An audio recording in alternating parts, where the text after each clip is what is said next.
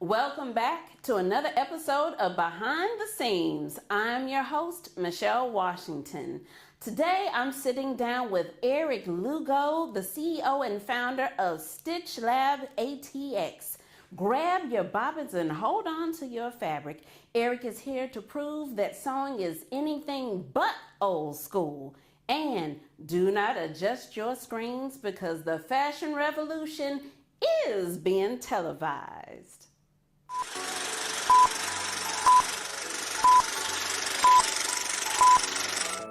My name is Michelle Washington, TV style expert and fashion stylist. I've worked with countless brands and seen the ins and outs of the fashion industry. Now, I want to bring their stories to you.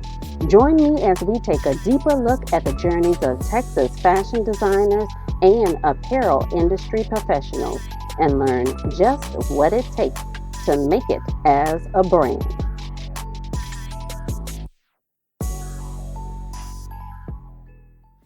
Eric, I am so happy to finally have you on this show. You are busy. Yes, ma'am. I'm so excited to be here. Thank you so much for having me. Well, you know, all that groovy sewing you've been doing, I'm like, you've taken the old school out of sewing. It's not your grandma sewing anymore. I appreciate you saying that. You know, I try to keep a little bit of her in what I do, but, you know, I definitely make it my own. Well, for those who may not know about Stitch Lab ATX, give us a little bit of background. Tell us more about it. Absolutely. So I am the founder of Stitch Lab ATX. I started in early May, and I think for me the goal with Stitch Lab was to create something that we can have fun with and can, you know, keep this traditional skill alive, and we can continue to build a community. I think community was the number one most important thing when I started this. It was making sure that anybody that walks through the door, they know, hey, I'm not doing this alone. You know, we're learning together.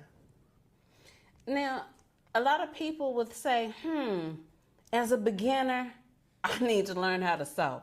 And you are a sewing educator. You're the first in the trade to hashtag that title. How did you come about it? Well, I really just kind of thought, like, how do I really present myself when I'm talking about Stitch Lab? And I think when I thought about it, well, hey, I'm educating people on how to sew. And so I really pride myself in being a sewing educator, a fashion designer as well, having my own fashion brand. So, you know, that's also kind of tied into it. But it's been a really incredible journey so far, being a sewing educator. I'm loving this journey, but it started from somewhere. So was there maybe some sewing in your childhood? Yes, ma'am, absolutely. It always comes from somewhere, and I think for me, it just came from my grandma, truly. I mean, I remember being, 5 years old. I was living in Mexico at the time, and I was just so enamored, by the machines, the sounds, all the beautiful garments that she would make, for, my uncles, my aunts, for me, for all my cousins, and I think that always just stuck with me from the moment I can still visually, just see it all.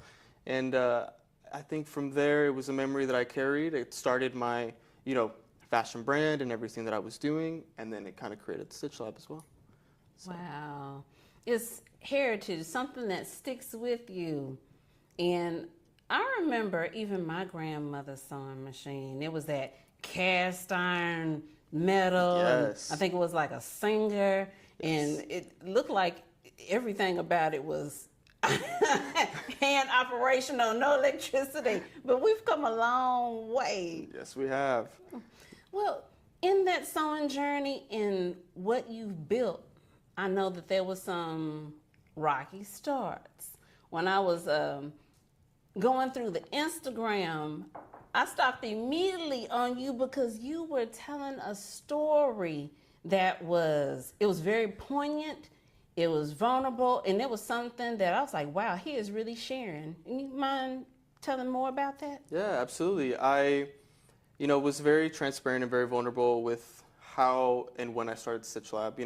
I still had my job at the time, early May, loved my job, loved the people that I worked with, but little by little, as I really started putting my time, my efforts into Stitch Lab, and it started to really come together, I started, hosting, teaching classes, and I remember just feeling like this is what I'm supposed to be doing. It came very natural to me, and it made me feel like maybe I need to take that extra step, that extra, leap. And so towards the end of it, or end of May, I should say, that's when, you have those conversations, with your manager and this, and I felt like my head was in Stitch Lab, and that was very apparent. And so it was kind of like, hey, parted ways, went full-time on Stitch Lab, and never looked back ever since. It's my full-time now.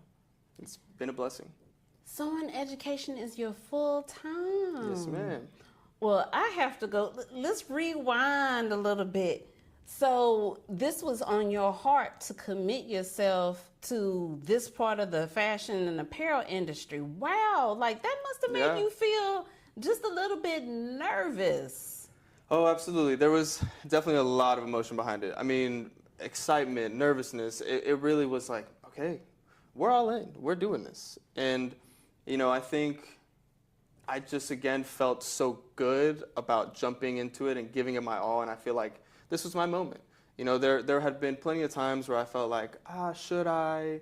All these things, kind of questioning whether I should start or continue. And once I realized in this moment I have no question, no ifs, ands, or buts, this is my moment to do it. So I had to take that leap.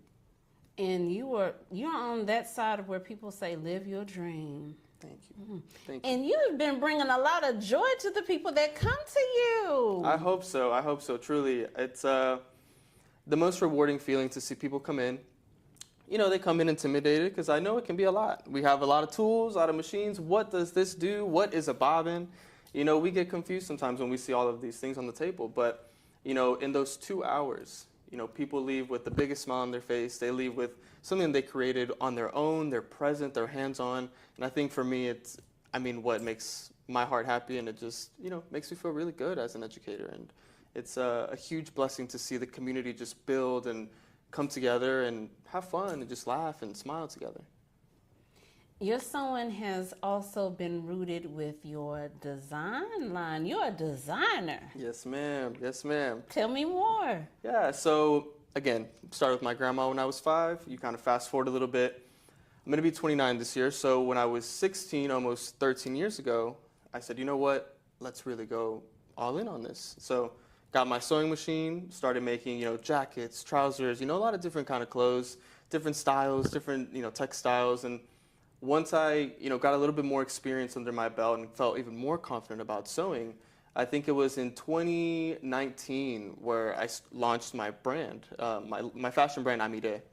And so from then on, it's been, campaigns, runway shows. I've worked with so many different people, so many teams, and it's also been another creative outlet for me. I love creating those stories and having fun with everything that I do with my fashion brand as well. Wow, so the journey of being a designer, and you're still a designer right now. The name of your brand again? Because you said it so fast, it like rolls off the tongue. I know I can't say it like you say it. Say it again. It's Amire. Okay. Help me to say it now. Amire. Re. Yes, ma'am. Amire. Ooh, check me out. I said it. Yes, ma'am. So, who is your customer for your design line? That is a wonderful question. So, my customer is somebody that maybe they want to try something new. They feel maybe just a little bit unsure about like, is this too much for me? Is this going to fit me? How is it going to feel when I put it on? My customer is someone that when they see the garments, they try it on, their confidence just boosts. They feel so good. They feel just happy and confident in what they're wearing. And I feel like I have a good mixture of a clientele. I also have clientele that are very fashion forward. And so they see pieces that are like, oh, like this is bold, this stands out, this is different, than what I've seen before. And so I have a good, mixture of clientele, and it's just wonderful to see how when people put on my garments, they feel just extra confident, ready to step out, ready to feel like, they're a rock star anywhere that they go. And so that's, I think, what means the most to me, truly, having a good mix of clientele.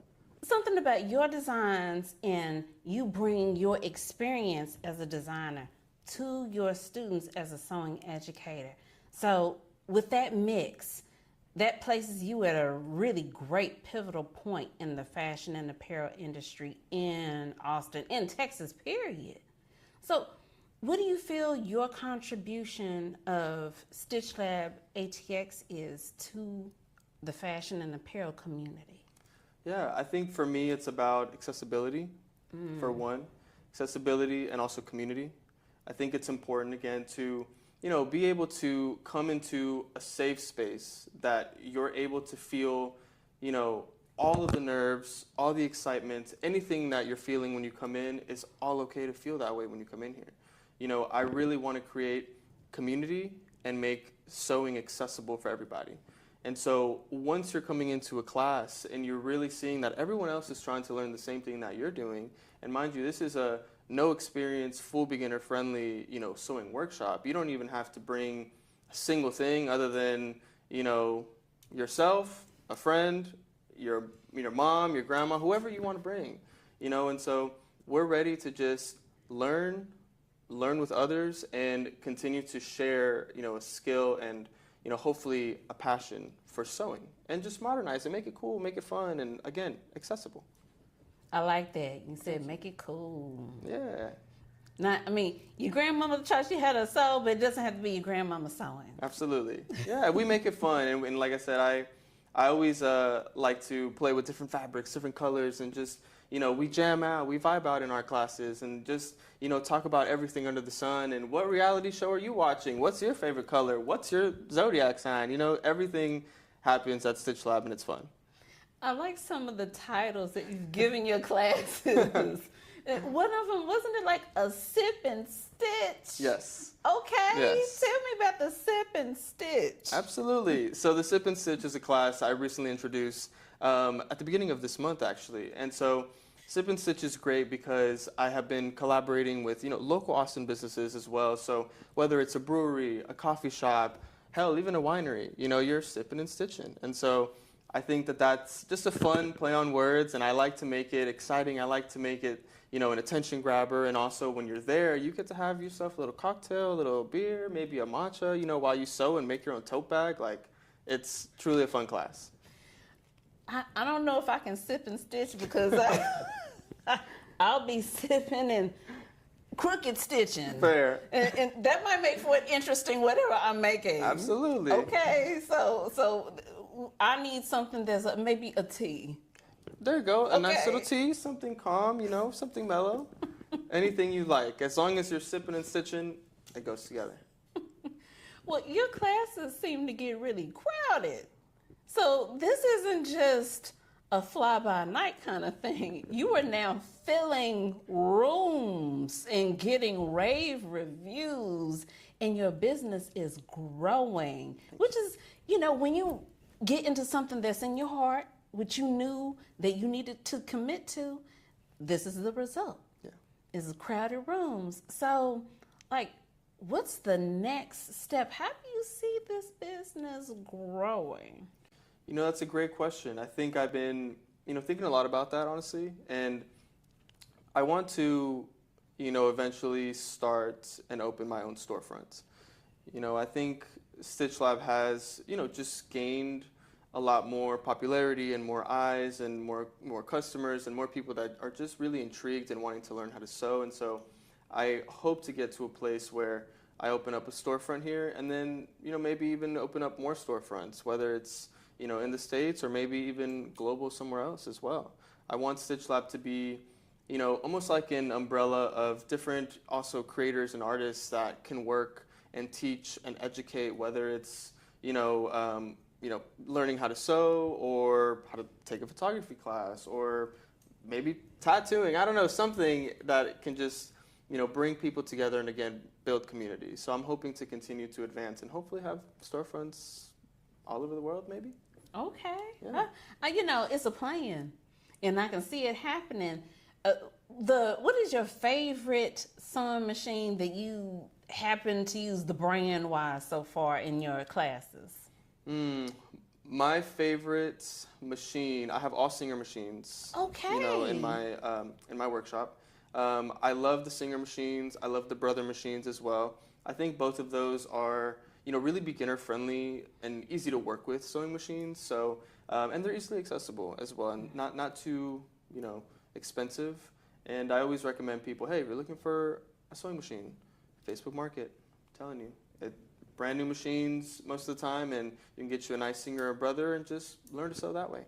Now I know there are, how shall we say, we have blooper moments even when we're teaching people to sew. Yes. I remember in one class that I was in, not one of your classes, but a class a long time ago, a young woman sewed her necklace and got caught completely in the machine. Oh my goodness. And we had to stop before it became a noose situation. Yeah. Have you had any interesting things in your class happen like that? Thankfully, no. Thankfully, nothing crazy like that. I'm hoping that nothing crazy like that ever does happen because, I always try to, push and talk about safety and, hey, be mindful of the tools, be mindful of your machine. Things are very sharp and, thankfully, nothing has happened. No accidents have happened, and I definitely like to keep it that way. But, Yeah, nothing never where know.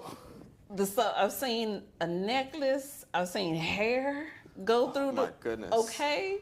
I've seen, what was another one? It was necklace. It was hair. Oh, now we've all seen a nested bobbin. Oh, absolutely. Yes. Okay. Absolutely.